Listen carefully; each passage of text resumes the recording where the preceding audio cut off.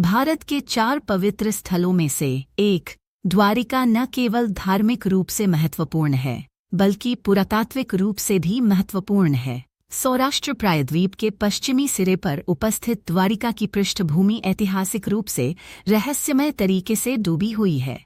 शहर का सबसे पहला अवतार, जिसे महाकाव्य महाभारत में कृष्ण के प्राचीन राज्य के रूप में जाना जाता है, एक किले बंद शहर के रूप में लगभग 84 किलोमीटर तक फैला हुआ था, जहां गोमती नदी और अरब सागर मिलते थे।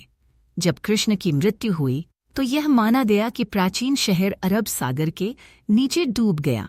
इतिहासकार और पुरातात्विक कृष्ण के राज्य द्वारका के खोए हुए शहर के अस्तित्व को साबित करने के लिए सबूत खोजने के लिए गोता लगा रहे हैं।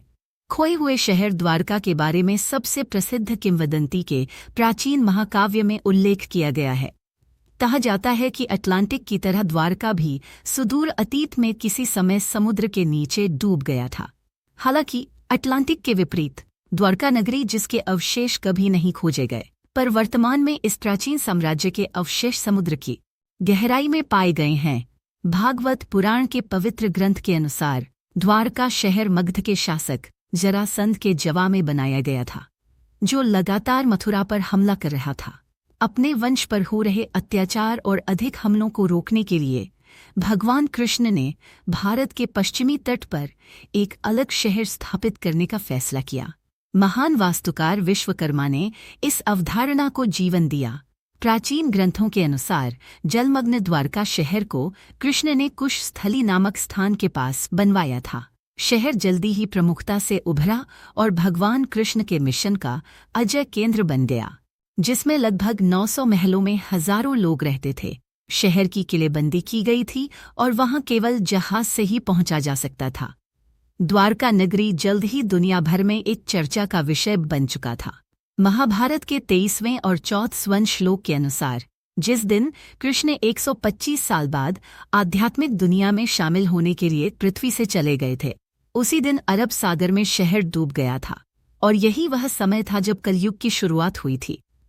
समुद्र देवता ने भूमि को पुनः प्राप्त किया।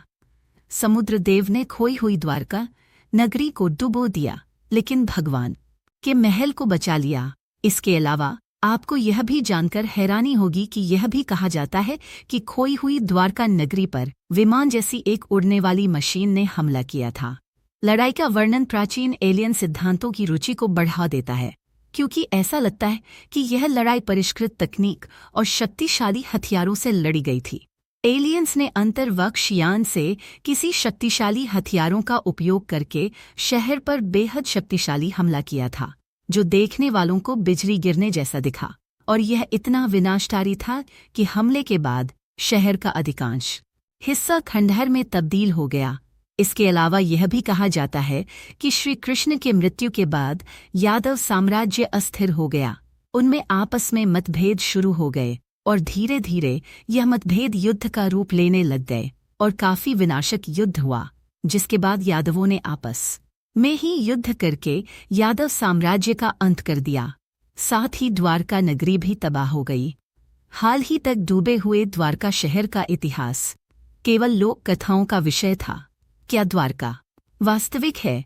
पहले पानी के नीचे पाए गए हैं और कई संकेत इस बात की ओर इशारा करते हैं कि यही वह भगवान कृष्ण की नगरी प्रसिद्ध द्वारका है, जिसे भगवान कृष्ण ने लगभग 5000 साल पहले बसाया था।